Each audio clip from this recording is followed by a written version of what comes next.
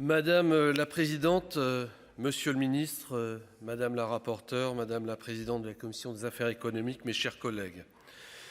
Compléter et corriger la loi Egalim est une nécessité. C'est ainsi que le 14 octobre 2021, je débutais mes propos alors que nous votions la proposition de loi visant à protéger la rémunération des agriculteurs.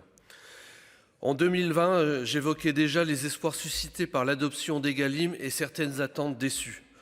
Le groupe de suivi de cette loi Egalim, présidé par notre collègue Daniel Gremillet, invitait à la révision du texte.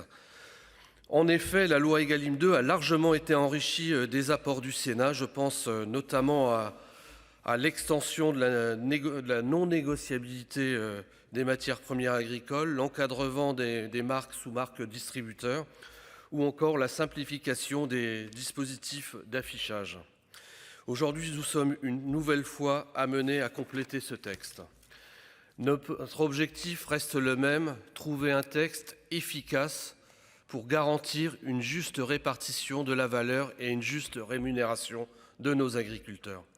Car force est de constater que ce déséquilibre est exacerbé lors des négociations annuelles et particulièrement accentué cette année par cette crise énergétique et la pression inflationniste. La guerre des prix menée depuis de nombreuses années a contribué à de la destruction de valeur et à la destruction d'emplois, spirale destructrice comme vous l'avez évoqué dans vos propos liminaires, monsieur le ministre. Nous ne devons pas ignorer aussi également une pression importante pèse aujourd'hui sur nos filières de transformation et les industries agroalimentaires. Il faut le rappeler, l'avenir, la compétitivité de notre agriculture et sa place sur les marchés français et à l'export dépend aussi de notre industrie agroalimentaire. Elle doit être forte, performante et en capacité d'investir. Nous nous félicitons de l'arrivée donc de cette PPL dans notre chambre. Ce texte est technique et je veux d'ailleurs saluer le travail de notre rapporteur. L'article 2 relatif à l'expérimentation du seuil de revente à perte est un élément central.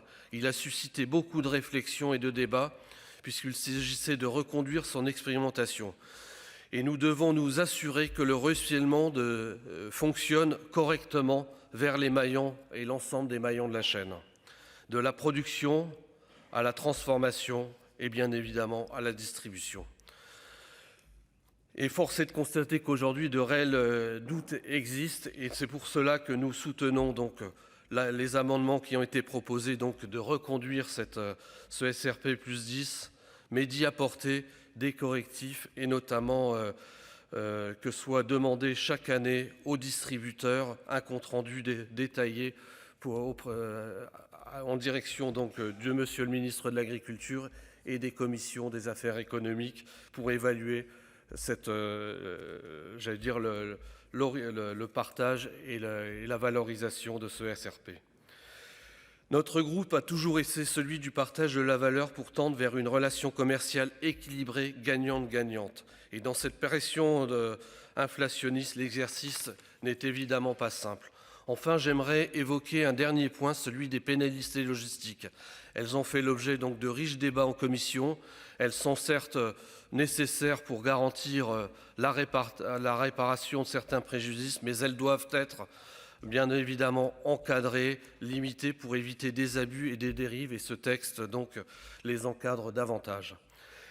Elles ne sont néanmoins pas adaptées à toutes les filières et à ce titre, j'ai déposé plusieurs amendements en commission dont je me réjouis de leur adoption pour exclure donc la filière des grossistes de l'application de ces règles qui n'étaient pas adaptées à leurs spécificités particulières. Malgré ces textes successifs, les déséquilibres structurels demeurent forts et avec une distribution puissante et très concentrée. C'est pour cela que je pense qu'une vraie loi de régulation économique apportant des correctifs à la loi de modernisation de l'économie me semble toujours nécessaire. D'autres leviers aussi sont à mobiliser pour soutenir notre agriculture et ses filières. Je pense bien évidemment à la loi d'orientation et d'avenir de l'agriculture que vous préparez, monsieur le ministre, et à la proposition de loi de des rapporteurs Duplon, Mériou et Louot proposition de loi visant à un choc de compétitivité pour rétablir la compétitivité de la ferme France qui est déposée aujourd'hui. Et qui reprend les grandes lignes des préconisations de leur rapport sur la compétitivité de la ferme France. Pour toutes ces raisons, donc, le groupe Les Indépendants votera en faveur de ce texte. Je vous remercie.